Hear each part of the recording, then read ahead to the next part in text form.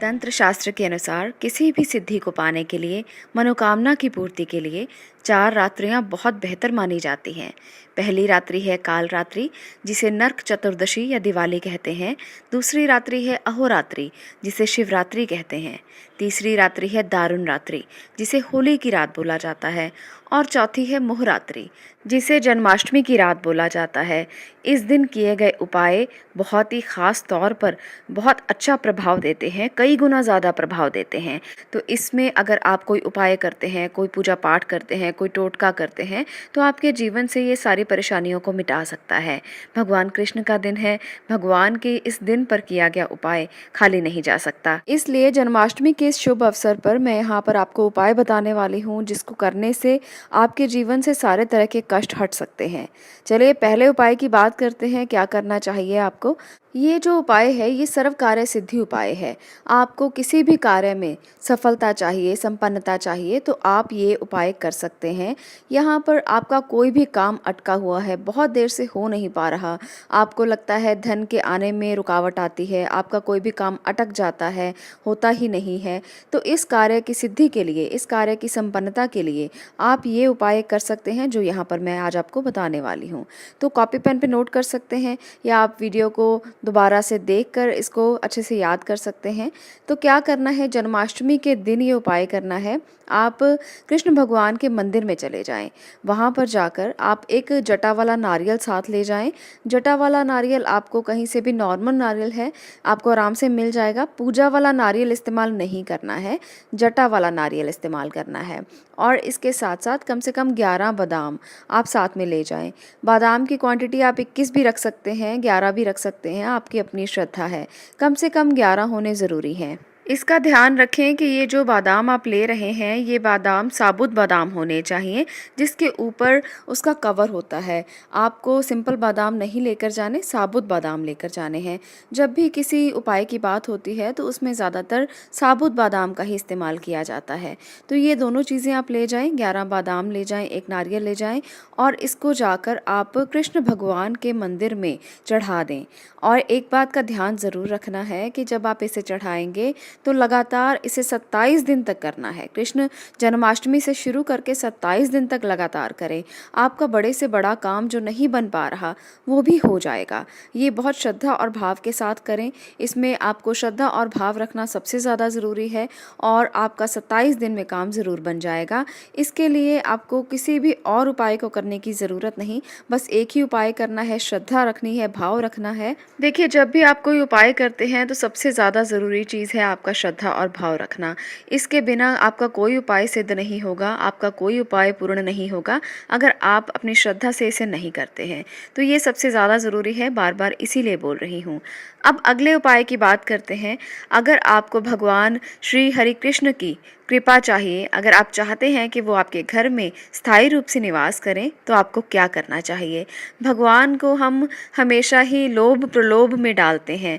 आप जानते ही हैं कि हम सब लोग अपनी इच्छाओं की पूर्ति के लिए भगवान की पूजा करते हैं, पर अगर वो स्थायी रूप से ही हमारे घर में स्थापित हो जाएं तो हमें कुछ मांगने की ज़रूरत भी नहीं रहेगी।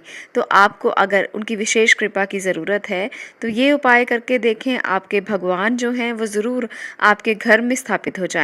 कृष्ण भगवान के लिए माना जाता है कि वो प्यार के भूखे हैं, मोह के भूखे हैं, इसीलिए जन्माष्टमी को मोहरात्रि भी कहते हैं। तो अगर आप कृष्ण भगवान को अपने प्यार के साथ, मोह के साथ कुछ भी अर्पित करते हैं तो वो प्रसन्न हो जाते हैं। उनको सिर्फ प्यार की और मोह की ज़रूरत है। तो ऐसे में हमें क्या करना चाहिए, जन्माष्टमी की रात को 12 बजे, जब भगवान श्री कृष्ण का जन्म हुआ था, उस समय भगवान श्री कृष्ण का केसर मिश्रित दूध से अगर अभिषेक किया जाए तो भगवान द्वारकाधीश की कृपा से जीवन में स्थायी रूप से सुख और समृद्धि आती है, और भगवान कृष्ण जो हैं वो आपके घर में स्थायी रूप से निवास करने लगते हैं। आप लोग भगवान कृष्ण को गुलाब चढ़ा सकते हैं, गुलाब का अर्क चढ़ा सकते हैं, वो उससे भी बहुत प्रसन्न होते हैं। पीला चंदन उन्हें बहुत प्रिय है। गुलाब, केसर, पीला चंदन, ये चीज़ें भगवान कृष्ण की प्रिय चीज़ें हैं, आप इन्हें चढ़ाइए। और इसके साथ साथ तुलसी भगवान कृष्ण को बहुत प्रिय है। तो ऐसे में परिवार में अगर आपको सुख शांति चाहिए तो ये दिन बहुत ख़ास है। आप इस उपाय को करके देखिए, आपको इसके बहुत ही अच्छे प्रभाव देखने को मिलेंगे। जन्माष्टमी की संध्या के समय समय में घर में तुलसी के पौधे के पास घी का दीपक जरूर जलाएं और इसके साथ साथ ओम नमो भगवते वासुदेवाय इस मंत्र का पाठ करें।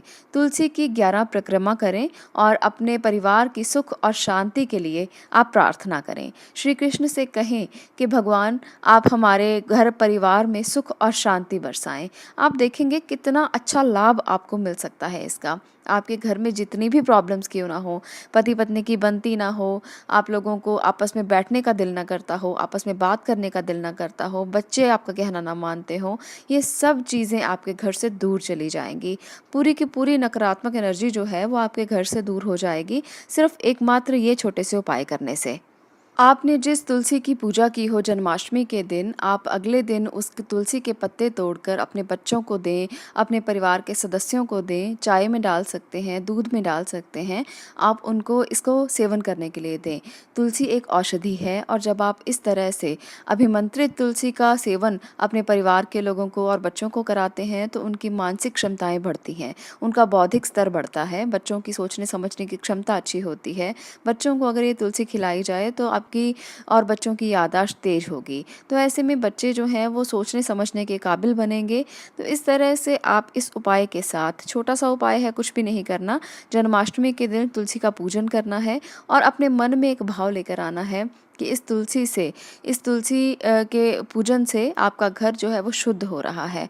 और आप देखेंगे कि धीरे धीरे जब आप उसका इस्तेमाल करते हैं, औषधि के रूप में इस्तेमाल करते हैं, तो आपके घर में सारी समस्याएं दूर होने लगती हैं।